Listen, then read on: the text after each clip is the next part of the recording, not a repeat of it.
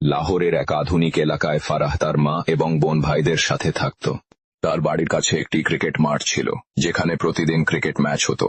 মাঠটির সাথে তিজোনা নামের একটি জায়গা ছিল এবং সেখান থেকে ট্রেনের রেলপথ ছিল, যা মাঝে মাঝে ট্রেন চলে যেত। সে রোজা রেখেছিল, কিন্তু পুরো দিন মোবাইলে ছেলেদের সঙ্গে কথা বলা এবং গান শোনার মধ্যে কাটাত।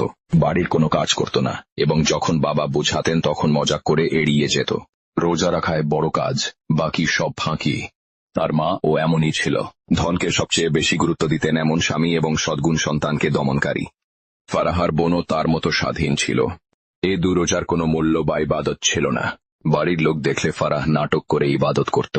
হাতে ছবি নিয়ে বসে থাকত যেন ভালো মানুষ মনে হয়।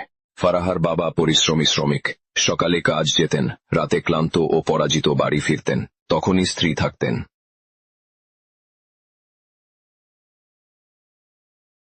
সে খুব কড়াভাবে আচরণ করত, যেন নয়ের নৌকর। যখন খাবারের জন্য বলতো, তানজিয়া দিত, পরিশ্রম করো, অভিযোগ করো, খেতে যাও। পরিশ্রমের উপার্জন বাড়িতে আনলে স্ত্রী টাকা ছিনিয়ে নিত এবং প্রশ্ন করত, টাকা কোথায়? একটি 1 রুপির হিসাব দাও। স্বামী টাকা রাখলে চিৎকার করত, এটা আমার, তোমার উপার্জন নয়। 2 ভাই ছিল, একজন মায়ের দাস, অন্যজন পিতার মতো পরিশ্রমী। বড় ভাই মায়ের কথা বিশ্বাস করত এবং সব খবর মায়ের কাছে পৌঁছাত। যদি বাবা, সাজিদ কিংবা অন্য কোনো আত্মীয় কিছু বলতো, সে তা মায়ের কাছে জানাতো। মায়ের এই অভ্যাস সে পছন্দ করত এবং তাকে ভালোবাসত।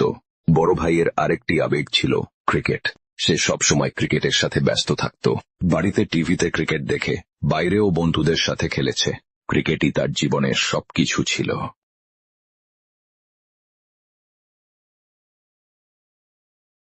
মা যখন কোনো কাজ করতে বলতেন, তার উত্তর হতো, আগে ম্যাচ শেষ করি, তারপর দেখি। ভাই সাজিদ ফারাহ থেকে বড়, পরিশ্রমী, দিনে মজুরি, রাতে ক্লান্ত। মার পছন্দের না, স্বতন্ত্র নয়, জীবনের কঠোরতা সামলাচ্ছে। সাজিদের বিয়ে হয়ে গেছে। সে রাতে বাড়ি আসত, স্ত্রীকে ভালোবাসার কথা বলতো, কিন্তু মা তা সহ্য করতে পারেন না। তিনি তিরস্কার করতেন। এখন সে স্ত্রী ছাড়া 2 মিনিটও থাকতে পারে না। মায়ের জন্য আর সময় বেঁচে থাকল না, শুধু স্ত্রী সবকিছু হয়ে গেল। তুইও তোর বাবার মতো স্ত্রীর দাস হয়ে গেলি। রমজানের এক রাতে ফারাহর ওপর আল্লাহর আযাব নেমে আসে। সবাই তারাবিহ পড়ছিল। ফারাহ ও তার বোন মোবাইলে মগ্ন ছিল।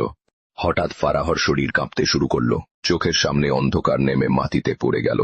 বোন আতঙ্কিত হয়ে এসে অসার ফারাহকে জিজ্ঞাসা করল, কেন এমন হলো? বলতে হয়, তার জিহ্বা বন্ধ হয়ে গিয়েছিল। ফারাহকে দ্রুত হাসপাতালে নেওয়া হয়।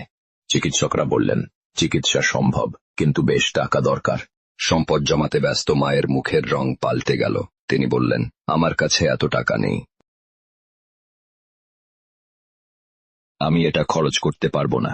বড় ভাই চুপচাপ দাঁড়িয়েছিলেন, কিন্তু সাজিদ এগিয়ে এলো। সে তার সব জমা টাকা ফারাহর চিকিৎসার জন্য দিল।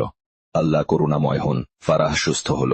চোখ খুলে সে কাঁদতে কাঁদতে সাজিদের আলিঙ্গন করল এবং বলল, ভাই, আমি অনেক ভুল করেছি।